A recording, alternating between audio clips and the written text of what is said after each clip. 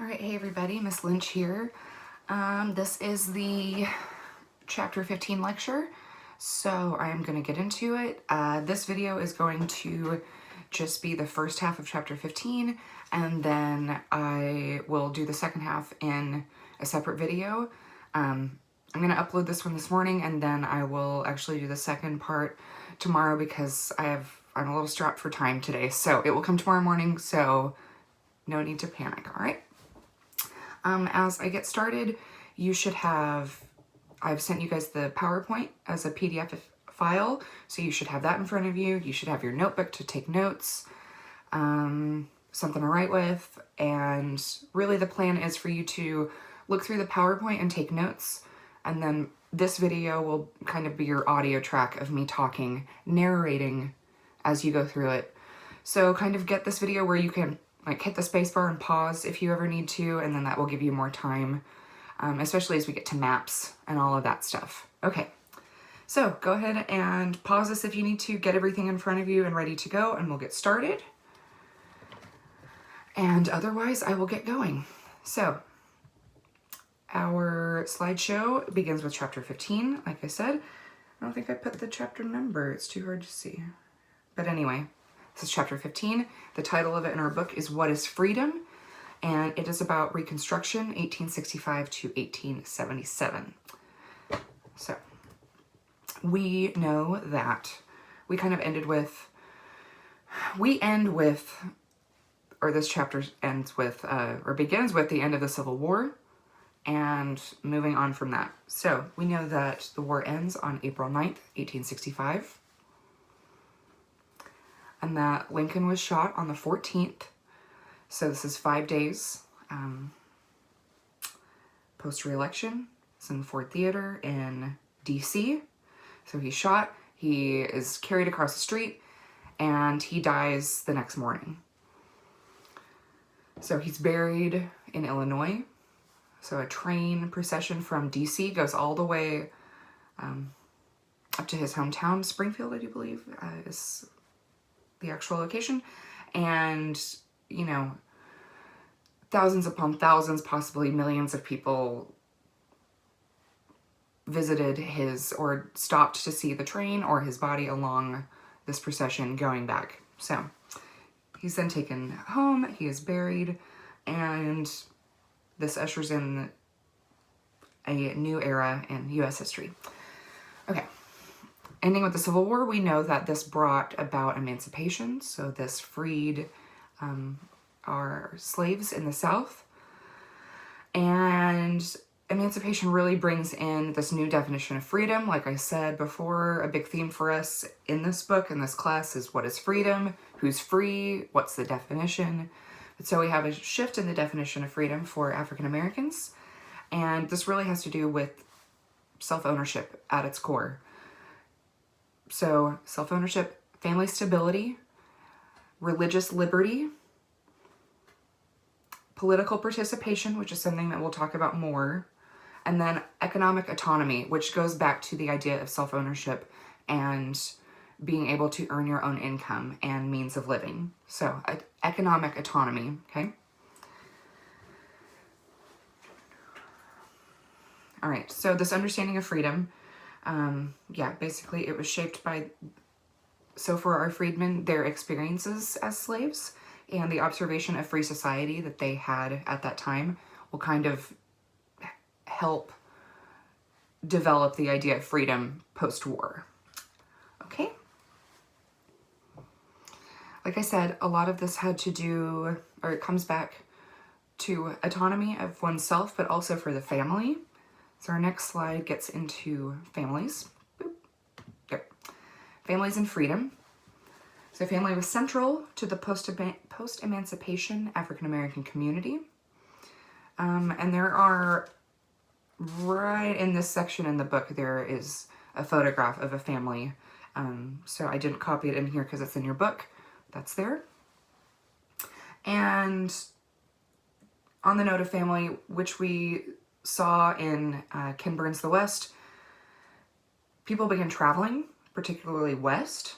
So these are our exodusters, and we have kind of this generation, people traveling great distances to reunite with family members. And I know that there are examples in the book, specific examples of people walking, hundreds of miles to meet back up with their families. So family is a big issue. I will stop saying family now. And our next slide, so if you'll go on, church and school. Like I said, observations of Caucasian American society before emancipation, so while African Americans were still enslaved, those images kind of serve as a model later on. So this is connected also. That has to do with a lot of religious organizations, and so churches shift pretty drastically during this time. So we have African Americans abandon Caucasian-controlled churches and religious institutions, begin creating their own churches, and these also served as schools and gathering places, so social gathering places, so, meetings, gatherings, political gatherings, or political meetings, so, speeches, debates, conversations about these new laws that are affecting these people, okay? So this is it's a community center, okay? So, yeah, basically it's a community center and religious organization. Okay, also during this time, which this ends, but for now, there is a surge in political leadership coming out of the African American community.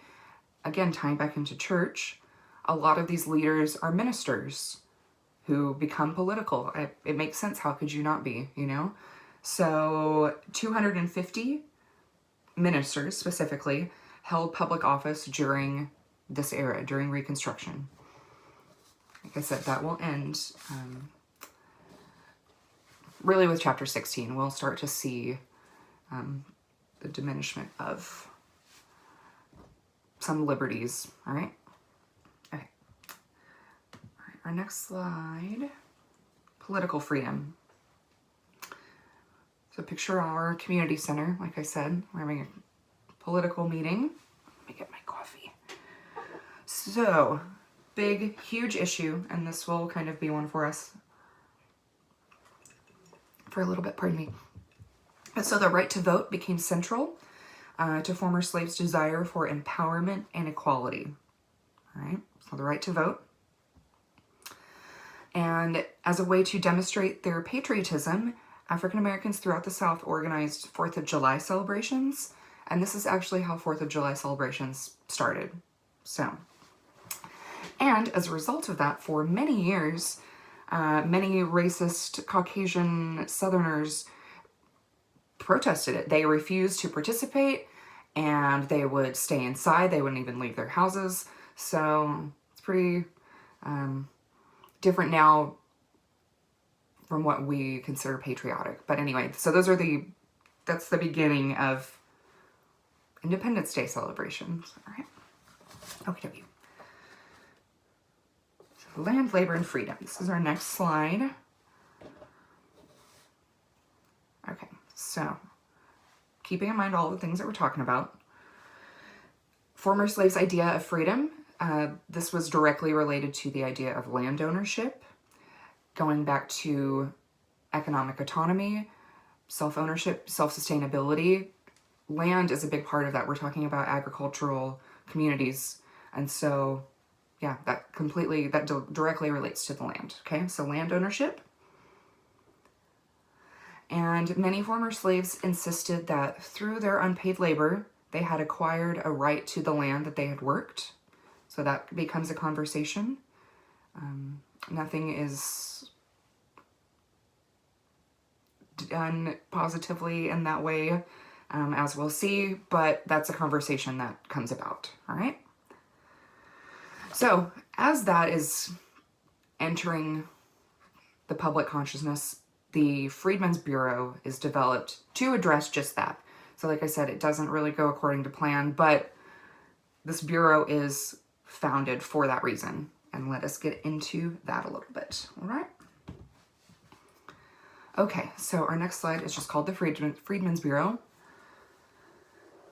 All right, and I have listed, you know, kind of their main objectives. So establishing schools, boom. 1, providing aid, financial aid to the poor and the elderly. Okay, and then this next one is what I was saying in the last slide. So settling disputes, mostly of land. There's a lot of conversation about land going on. So they are established to help kind of settle some of these issues. But their main achievements, they'll end up being in education, and then also healthcare. All right, so this advocacy kind of developing in the South. And in looking at schools, like I said, the main achievement was in education. So there are 3,000 schools that are built in the South during this era. And in those 3,000 schools, they were responsible for 150,000 students. So this was not a small-time operation. That is a significant amount of students that they're working with. All right.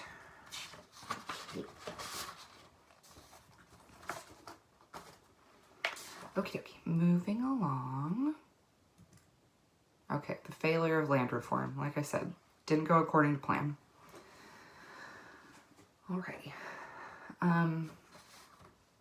Okay, we know that African Americans were seeking self-sufficiency and autonomy. This came down to wanting their own land to be able to own and work, not jobs on plantations, which is the model that develops during this time, all right? And I will get into this more, but a lot of individuals who are freed from emancipation end up going because they have no other option. They have no means to leave where they are, but they end up going back to work on the plantations that they had been enslaved on prior to the war. So we'll kind of see that happening. I'm not sure when I get into that, but I just thought I'd go ahead and mention it. Okay, so they're wanting their own land to work on, not jobs on plantations.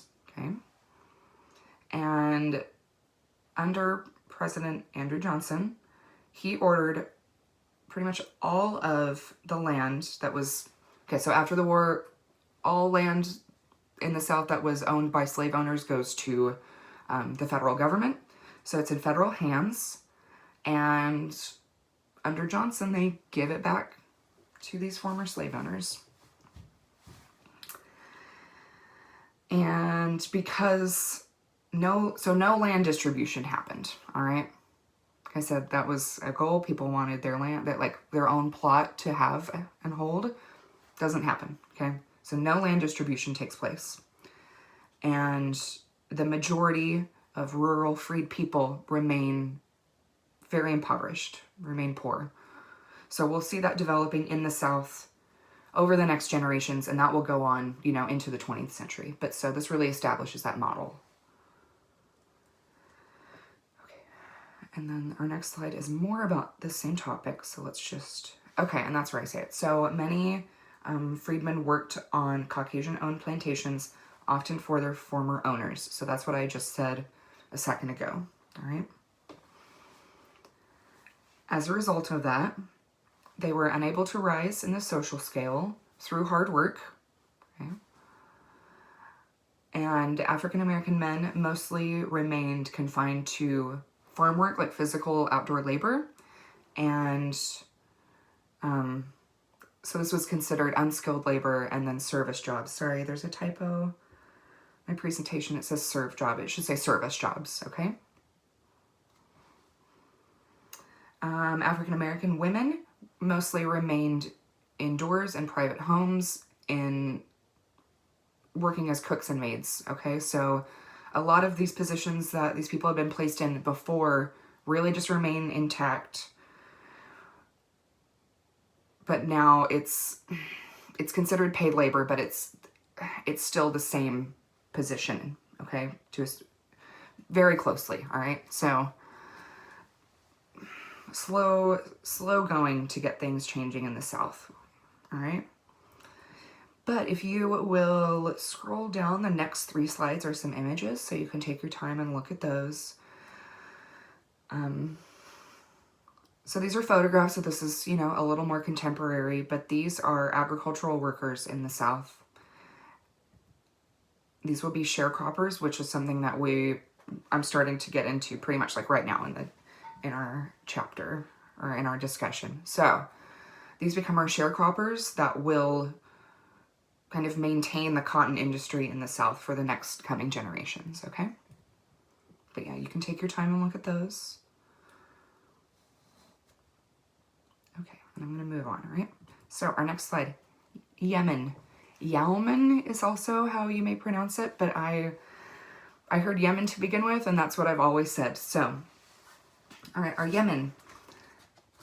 I have mentioned it if you've heard me say this in the past and you know the term, that's great. If not, I'll just go ahead and offer a little quick definition. So our Yemen were our poor, smaller, Caucasian-owned farms that did not rely on slave labor. They relied on their own families. So usually poor Caucasian families would be huge, you know, have 10 plus kids, and that's kind of so everybody could help out on the farm. But so that's our Yemen class, okay? So looking at the South, our Yemen farmers prior to the war and then after the war, they became part of the system in a way themselves, not comparing it to what former slaves were forced to live through. Not by a long shot, but still, there is a system that is kind of put in place to, you know, really keep people down and keep them where they need to be as it's perceived by those in power. So, what does that mean for our Yemen? This is the cropland system. What that means, I have our definition here, that crops were given as collateral for loans, okay? So they would get a loan from either a merchant, well, most likely a merchant for supplies, or funding, okay, some money, and they would give their yield, whatever they got from their crop, to that person, okay? Sounds all right in theory. Unfortunately, what happened was pretty devastating. Okay, so Yemen increased cotton cultivation in the South, and this leads to a bubble, and then cotton prices plummet. Okay, so all those farmers that took out loans, they have no crop to give. All right, that then puts them in debt, and that usually whenever you're in debt, it only builds and accumulates and creates more debt. So this happens, all right? This happens to these farmers. Okay, both African American and Caucasian American farmers were caught in either sharecropping or the cropland system. And like I said, they're similar in ways, but they were not balanced, all right?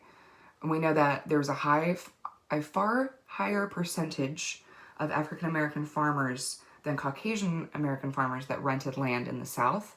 And you'll see that I have written map page 420 or the 452. That is for the 5th edition, but I think the 6th edition, it's the same page. Let me just confirm. It's not even the right book. I don't have my book in reach. Okay. Map 452, it probably is on page 452. Okay. Okay, moving along. Andrew Johnson, like I said, here's a picture of him. Jolly, right? Okay, let's talk about him for a second. Abraham Lincoln is assassinated. Andrew Johnson is his successor. Okay, comes into power. So Johnson actually identified himself as a champion of honest Yemen, okay, not this lying Yemen, and a foe of large planters, so our plantation owners, all right? So he says this. We'll see how his actions kind of disprove that. But so, Johnson lacked Lincoln's political skills, all right? People liked Lincoln. People did not like Johnson. He lacked Lincoln's political skills and keen sense of political opinion. And Johnson was described as lonely, stubborn, and intolerant of criticism. So I feel like that face says everything. Okay. He also, and this is most important, and I feel like this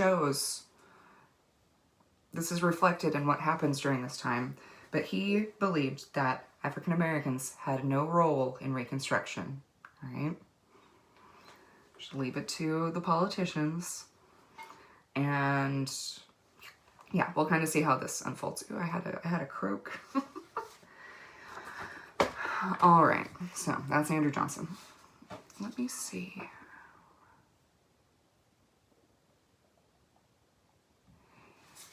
You know,